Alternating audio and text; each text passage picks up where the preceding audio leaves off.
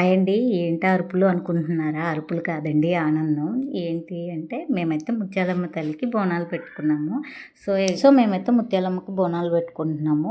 మా ఊరి గ్రామదేవత అయితే ముత్యాలమ్మ తల్లి. ఒక్కొక్క ఊరికి ఒక్కొక్క గ్రామదేవత ఉంటుంది కదండి. మా సైడ్ అయితే ముత్యాలమ్మ, మ్యాక్సిమం మా ఖమ్మం డిస్టిక్ అంతా కూడా ముత్యాలమ్మ తల్లి ఉంటుంది అనమాట. అందరం ఆషాఢం ఆదివారం అయితే అమ్మవారికి బోనాలు పెట్టుకుంటున్నాము.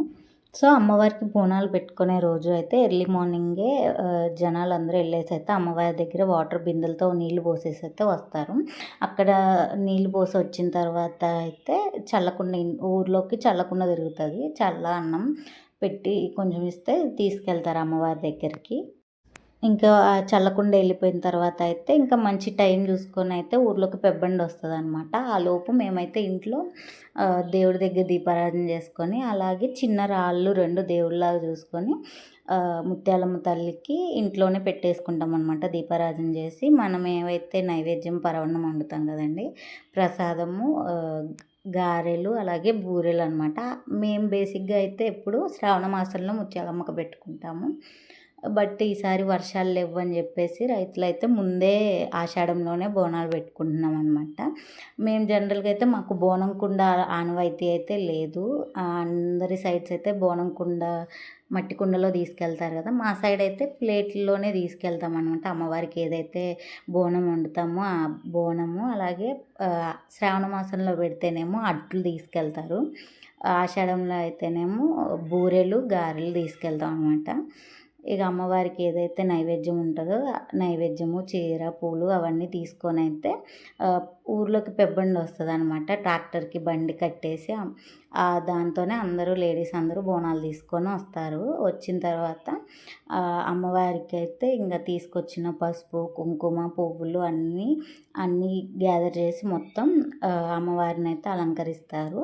ఆ తర్వాత ఇంకా ముత్యాలమ్మ అంటే ఊరందరూ పెట్టుకుంటారు కాబట్టి అందరూ తీసుకొచ్చిన పసుపు, కుంకుమని అయితే కలిపేసి అమ్మవారికి మంచిగా రాసి బొట్లు పెట్టి, అలాగే తెచ్చిన పువ్వుల్ని అన్ని దండల్ని అమ్మవారికి వేసి చీర కట్టి, గారెల దండలు, గాజుల దండలు తెచ్చినవన్నీ కూడా అమ్మవారికి మంచిగా అలంకరించి కాటుకోబెట్టి ఎంత బాగా రెడీ చేస్తారంటే అంత మొత్తం అలంకరించిన తర్వాత చూస్తే నిజంగా అమ్మవారే వచ్చి ఉన్నట్లయితే అనిపిస్తుంది. అంత బాగా ఉంటారనమాట చూడటానికి.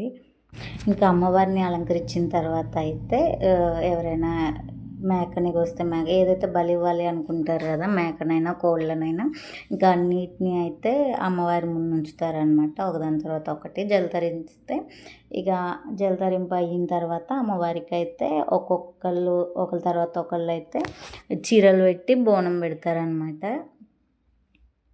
ఇంకా ఊర్లో వాళ్ళందరూ అంటే అందరూ ఉంటారు అక్కడే. అందరు బోనాలు పెట్టుకునే వాళ్ళందరూ కూడా ముత్యాలమ్మ తల్లికి ఇంకా ఒకళ్ళ తర్వాత ఒకళ్ళు అయితే తీసుకొచ్చిన బోనాన్ని అయితే అక్కడ అమ్మవారి దగ్గర పెట్టేసి తీసుకొచ్చినవన్నీ కూడా కొబ్బరికాయ కొట్టేసి అమ్మకైతే నమస్కరించుకుంటారు. ఇక అందరు బోనం తెచ్చిన ప్రతి ఒక్కళ్ళు అమ్మవారి దగ్గర బోనాన్ని సమర్పించడం అయిపోయిన తర్వాత హారతి అయితే ఇస్తారనమాట. అట్లా అమ్మవారి బోనాలు అయితే అయిపోయి హారతి ఇచ్చాము.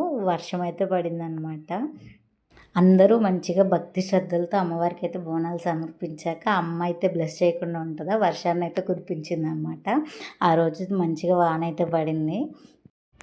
ఏ రూపంలో కొలిచినా ఎన్ని పేర్లతో పిలిచినా అమ్మ అయితే ఒక్కటే. ఆ ముగ్గురమ్మల మూలపుటమ్మ ముత్యాలమ్మ. అమ్మ దయ ఉంటే అన్నీ ఉన్నట్టే. ఆ ముత్యాలమ్మ తల్లి బ్లెస్సింగ్స్ అయితే మనందరి పైన ఉండాలని అయితే మనస్ఫూర్తిగా కోరుకుంటున్నాను. ఇదన్నమాట మా ఊరి ముత్యాలమ్మ తల్లి బోనాలు బ్లాగ్. మీకు గినికి ఈ వీడియో నచ్చినట్టయితే ఈ వీడియోని లైక్ చేయండి, మన ఛానల్ని సబ్స్క్రైబ్ చేసుకోండి. Please do like, share and subscribe to mom and the twins. Thank you for watching. Do supporting.